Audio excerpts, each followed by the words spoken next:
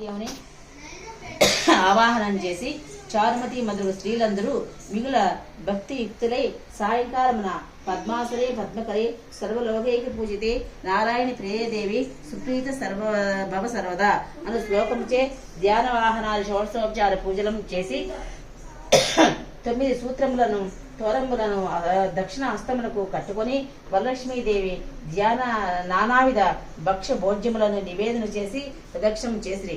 ఇట్లా ఒక ప్రదక్షిణము చేయగా ఆ స్త్రీలందరికీ కాళయందు గల్లుగలమని ఒక శబ్దము కలిగిన అంత కాళ్ళను చూసుకుని గజ్జల మొదలగు ఆవరణములు కలిగిండ చారుమతి మొదలగు స్త్రీలందరూ ఓహో వరలక్ష్మీదేవి కటాక్షం వల్ల కలిగినని పరమానందము చేరింది. మరి ఒక ప్రదక్షిణము చేయగా అస్తమునందు దగద్దగాయనంబగు మల్లుచుండ నవరత్న ఖచ్చితములైన ఆభరణములు ఉండుట కనిది.